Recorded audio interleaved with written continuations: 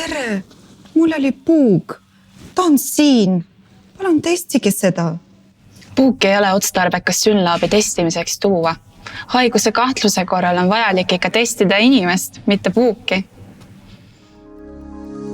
Borrelia leid puugil ei tähenda, et inimene on nakatunud ning negatiivne puugi tulemus ei tähenda, et mõni teine puuk ei võinud nakatada.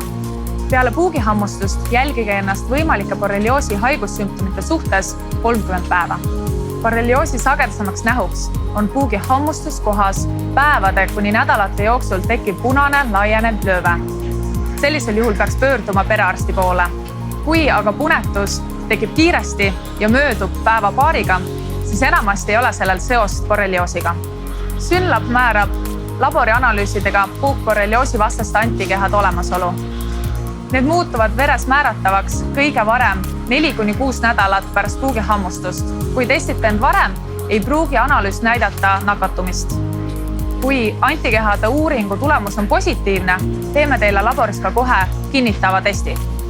Kui esimese testi tulemus on negatiivne, kuid siiski esinevad tüüpilised sümptomid, tasuks pöörduda perearsti poole ning vajadusel korrata uuringut umbes 4-6 nädala pärast.